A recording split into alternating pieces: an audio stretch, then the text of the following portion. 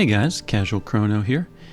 In this video I hope to recreate my successful Cetie team for his weapon manifest fight, which we might as well go ahead and equip now that I'm thinking about it. Let's see.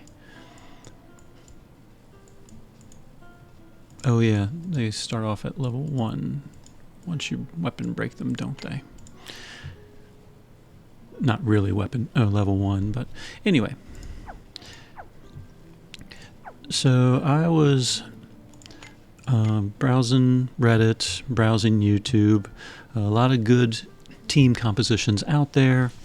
There's a lot also that require like characters with 255 light or shadow, or at least have their 4th Grasta slot unlocked, or 4th badge, like pretty high end. And I realize that my teams are on the higher end as well. But what I don't have are things like Rinri Altar with 255 shadow. It's just not going to happen when you're free to play. I couldn't even add in enough points to get to 80, let alone 255. So I was successful with this team. Obviously, I did not get all of the pledges. In fact, I don't think I got any of the pledges. But if all you're trying to do is just win the first challenge fight, I did have success with this team. And the team. Oh, Rinri didn't even have a Grasta equipped. I should remedy that. Let's give her...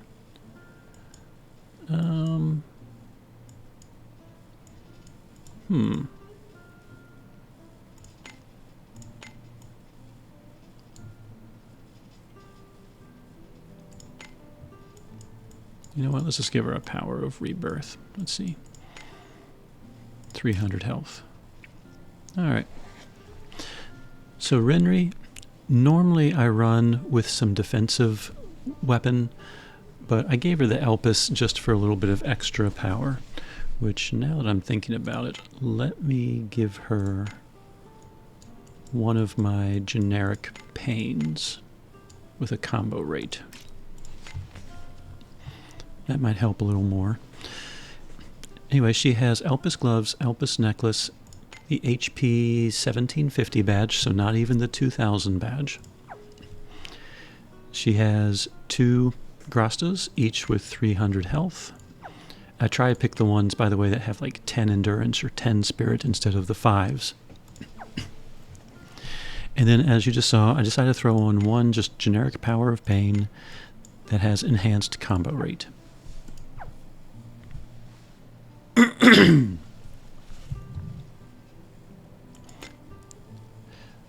Yuna, who can be Stellar Awakened through Nopal's Emporium. I do happen to have him at 120 shadow. He's my highest light shadow character on this team. So I gave him a power badge and a weak point badge. If he didn't have 120 shadow, I'd probably just do the weak points and not include the power badge. Otherwise, he just has your standard power of pains with Bullseye, Rose with Thorns, and Infernal, Elpis Hammer, and Life Changer Bracelet, so he absorbs health as he attacks, guaranteeing that he hits all 3 times. I threw in Yuna. The problem I was having trying to recreate some of the teams I saw on YouTube was that Cetie kept buffing himself, and Yuna, if you have her Stellar Awakened, which can also be done through Nopal's Emporium, has Divine Vessel, which inverts buffs. It lasts for 1 turn, so at a certain point you basically are casting Divine Vessel over and over and over again to make sure it doesn't drop. But this was the key that allowed me to beat him without too much difficulty. So otherwise, I just needed to keep her alive. So she has Mujima Ring, Steely Resolve Badge, which is an 800 hit point, and Hold Ground. I could give her higher if I wanted to. Dark Spirit weapons, and then 3 Grasta each, with 300 HP and HP ore. Doesn't really matter if it's light shadow or HP ore. When you have 50 light or shadow points, it's the exact same amount of health either way. and Minolka. She's a tank, so I built her tanky. I guess I could have given her the Elpis sword, but she did take a lot of damage, so I felt a little more comfortable with the illusion speed. So illusion speed. Now I am curious, so let's go ahead and do the Elpis sword and just see how much of a difference that makes. So if this ends up being too little, I'll just put the illusion speed back. But anyway, Elpis sword, Elpis bangle, she does have an HP 2000 badge. If you don't have a 2000 badge, remember if you run Toto's Theater World over and over again, you can get things like HP 2000 at the cost of some stat. So if we find that we really need her bulked up on HP, it might be worth giving her one of the Toto's HP 2000s. And then she just has 3 Grasta, each with HP Ore, because I only have 34 Shadow on her. As far as special Grasta, she has her base form, base form, base form, and base form, not even awakened. So it's not like I have sunk a ton of faded proofs into this. So yes, I realize Renri Alter Stellar Awakened is not a character that everyone has. Minolka AS Stellar Awakened is not a character everyone has. Probably for longer time players, you can reasonably get Ewan and Yuna Stellar Awakened through the No Pals Emporium. So this technique really requires 2 harder to get characters, but otherwise the gear, the Grasta, all that stuff, nothing too outrageous. If you have Minolka, that guarantees that you have Tetra as a sidekick. I threw in Moke as the secondary sidekick because on a weak point hit, everyone's critical damage goes up by 30%. If you have Gunts, I think he would make a very good secondary sidekick as well, because the first time you blow the AF gauge, everyone's stats improves. So if you don't have either, then I guess just look at the characters you do have. Kurobo kind of is a thought.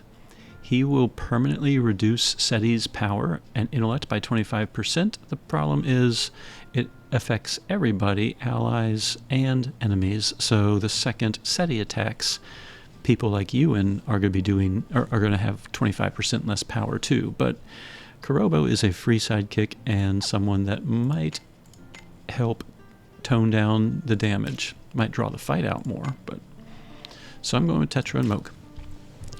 Background support.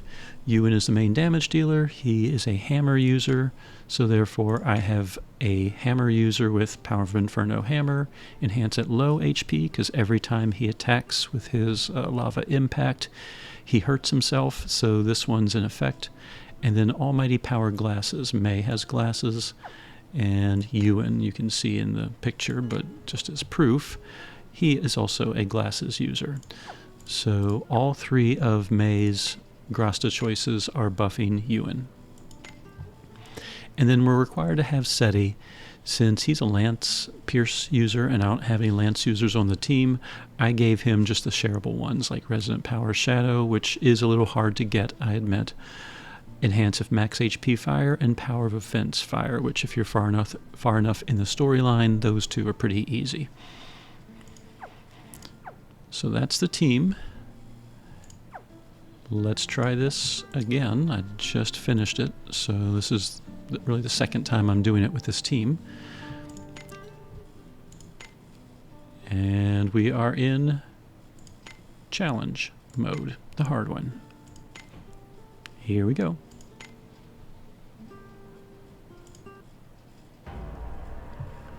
Remember that the first time I'm doing any of these challenges, my goal is not to get all of the pledges right away. It would probably drive me insane as a free-to-play player. My first goal is simply to win the challenge. I don't care if I don't get any pledges, which is in fact what happened. So, anyway, Cetie has Clock and Retro out, and Clock, I think? Oh no, Retro basically takes all of the hits at first. You'll notice I can't target those 2, but I can't target Cetie either. And there's a little like retro symbol on him. Or maybe it's that one. Clock is the lighter colored one. Retro is the darker colored one. Okay. So normally I would blow the AF gauge on the first turn, but this time around I kind of wanted to build it up a little bit, so I did Doom. I wanted to get a regen started immediately and improve the team's health. He can inflict pain, so that's what I did. Since Renri is Stellar Awakened, Blaze Up has already been cast automatically. So I'm going to do Deal Breaker.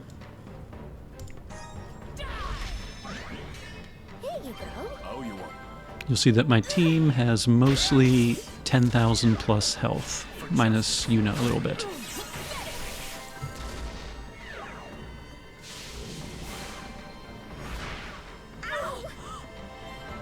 Between Tetra and Yuna's regen, the team can kind of keep up with the damage. Turn 2, Divine Utterance. I want to start getting those burn away stacks and reduce the enemy's power and intellect. Annihilator, Destruction to buff him up. And in her case, I can go ahead and start doing Overload.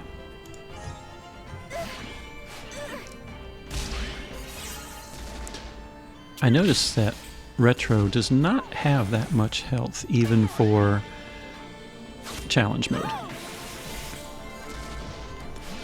So with the burn away, the first stack anyway, you'll notice that the team is taking damage, but it's not insane amounts, and Yuna is regenning it back. Now on turn 3, we're going to go ahead and blow the AF gauge. We're going to down Retro, and then I'm going to try and switch and down Clock as well. We've cast our 3s, we've cast our 2s, so at this point we're just going to cast all 1s. I might work in one more Iridescent Blessing because that regen only lasts for 3 turns, and then I'll start spamming Divine Vessel. So we're going to do 1, 1, 3, 1, and then all 1s. And if you see me furiously trying to switch to the next robot, you know, that's kind of how the AF gauge works. So 1, 1, 3, 1. 1, 1, 3, 1.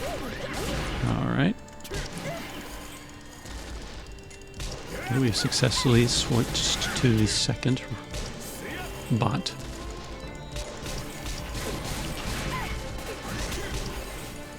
Okay, both have been defeated. And now the assault on Cetie starts.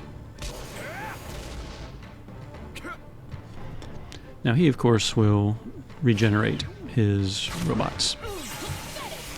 But between the debuff, or the buff reversal, and the stacks of burn away, you'll notice that he did not do that much damage to the party. We have pain, we have the stacks of debuff.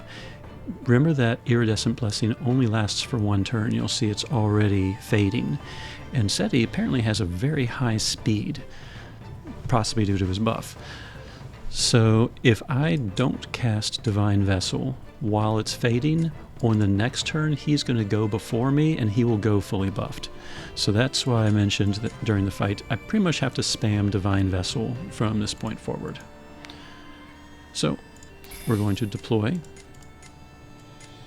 our Fire Zone, Divine Vessel, and at this point we might as well make sure Rage stays up. This is not a permanent rage, she has a 3-turn rage. The pen's got nothing on a gun.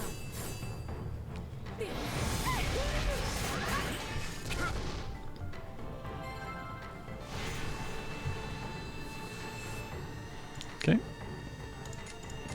Lava Impact. Since we cast Divine Vessel during the burst, that gives me an opportunity to go ahead and do a Divine Utterance just to keep as many turns with the party buffs as possible. So, and we will do Annihilator to improve her health even more. So Lava Impact, Overload.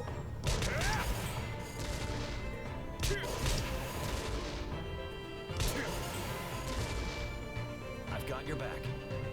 Okay, I think we hit his HP stopper. That all you got? Retro will attack the team quite mercilessly. Ow!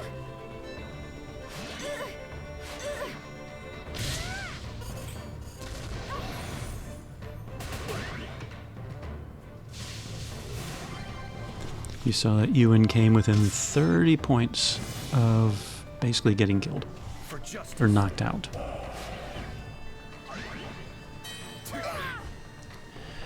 Alright, at this point, any debuffs you have on Cetie have been cleared. So, he has the debuff reversal, he still has pain. So we're going to do Divine Vessel, keep that debuff reversal going. Mortal Sin. We will go ahead and... do we Destruction? Yeah, let's Destruction. And we will redo... Let's do Deal Breaker. Try to throw some of those debuffs back on.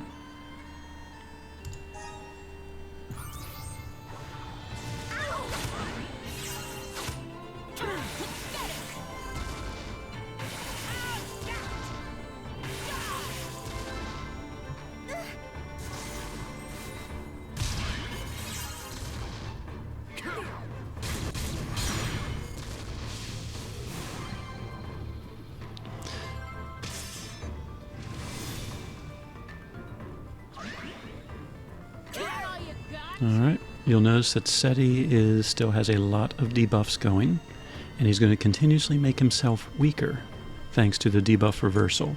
However, that also means I'm stuck spamming Divine Vessel for a while. I basically tried to work back in the heals during the AF gauges.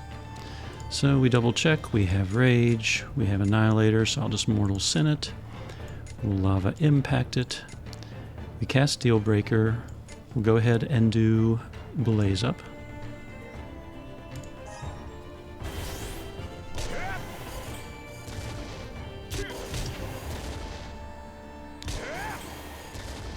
You'll notice that Yuna's doing a nice chunk of damage now.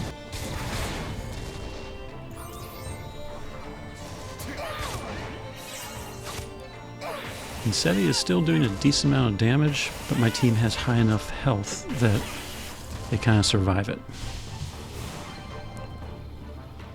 Alright, we have a full, mostly full AF gauge. We still have Fire Zone. So now is a good time to go ahead and blow the AF bar. So we're going to go ahead and Overload, Lava Impact. We're going to work in Iridescent Blessing and Mortal Sin. Double check the debuffs. And then we should be able to spam all ones, thus getting the Divine Vessel buff. So 1 1 3 1. 1 1 3 1. Alright, and then just spam all ones.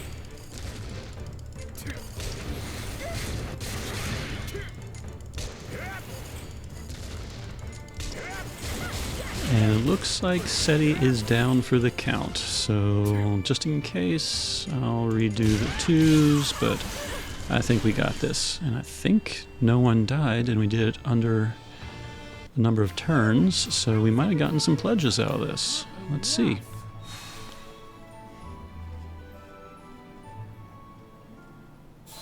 We did. Well, we did it under 10 turns. No one got knocked out, though Yuna did come within 30 points of it. Obviously, I did not even attempt it with 4 or fewer allies. In fact, I have not yet gotten all of the pledges done at any point since all this came out. Usually 2 has been my best. But there you go. As I said, Rinri Alter and Minolka AS are harder to get characters. You might not have access to them, but if you have them, and if you have any level of Yuna and Yuna, you can Stellar Awaken them through No-Pow. Cetie is Cetie. You're not going to be doing this fight without him. And May is just a hammer user that happens to have glasses. There might be others, but she's a fairly common character. So, yay. I got some pledges and hopefully helping you all with that. So there you go. Renri, Ewan, Yuna, Manalka. None of them with crazy amounts of shadow. Ewan just happened to have the most. If you don't have 120, keep the weak point badge, ditch the power badge. Yuna only had 50, not that it really made any difference. I guess technically 50 light does open up a decent amount of her stellar board. Oh, on that note, I guess not that we can really change it, but when I can't open up everything, I always favor HP over MP. Yes, with lunatics and all those, like your max MP improves your damage type skills. Yes, it's nice to have a high MP, but you're not doing damage if you're knocked out, and HP prevents that from happening. So my logic has always been choose HP. Anyway, Yuna had 50. Manalka only 34, and that was because of the monthly free trials. I got her at, I guess, whatever it was, 16, or might have actually been less. I think I had to awaken her with the tomes. Well, treatises. So, yeah. No high amounts, gear. Probably the hardest one is the 1750. And again, if you run Toto's Theater World, I could have done that fight and slashed her MP in half or her speed in half. Those are the ones I tend to go to when I want to give health. So yeah, she wouldn't have attacked as often in an AF burst, or she might have gone after some of the attacks. But you know what? She would have actually had more health in the process too. So if you don't have, the pure 2000 HP badges, it's just run Toto's Theater World if you have it available. Same thing here. Manalka, for the longest time, I had her with a 2000 plus and speed halved badge. Well, ladies and gentlemen, I don't know if you have all these characters, but the key here, I tried with my normal fire team, which is with Iffy. And Iffy was reviving people pretty nicely, but eventually Cetie got so powerful, he was doing like 20,000, 30,000 a hit. And so the only way I know how to counter someone that buffs themselves to high heavens is to give them a buff reversal. And Yuna has that, and she's not the only one. So if you don't have Yuna, maybe you can find one of the other, albeit rare characters that does have buff inversal. And if the buffs are inverted, Cetie was getting weaker and weaker. The first time I beat him, he actually had 5 stacks of his debuffs, and he was hitting in the triple digits at that point. So anyway, I hope something here might have helped you if you're struggling with this fight too. I know these are rough fights. I have not gotten any character. I've never gotten all of the pledges. Well, I guess I can't see the history of pledges, can I? I can see the history of characters. Yeah. Innocence, I did with a full win team, and I got one. Let's see. That's the only win I have for that one. I have 2 wins here. The second one, I got 2 out of 3 pledges. Again, I used a full team. I don't even attempt the 4-person teams. And I guess now I have... That was my first win. And my second win. Again, not even attempting it with just 4 people. And yeah, I realize I have a lot of characters. I have a lot of good gear. I have a lot of good Grasta. I could hop over and look at the videos that some people are posting and probably recreate the 4-person team. But you know what? It's a game. I want to have fun with it. And these fights aren't really fun for me. They're annoying. Especially the fact that you know, I had his manifest weapon maxed out, and it got lowered, and I had to work really hard to max it back out again. I really don't like that aspect of this tempered manifestation stuff. But, you know, that's what they gave us. It's up to us if we want to keep playing or not. I'm going to keep playing. I mean, I like the game. These challenges are definitely challenging. Anyway, I hope this video helps you if you're struggling with the Cetie challenge. And as I said, if you don't have Yuna, there are a few other characters out there that do buff inversals. So it might be worth it to look around and see if you can find someone that can do that. And that, I think, does make the fight a lot easier. So anyway, hope this helps. Casual Crono, signing out.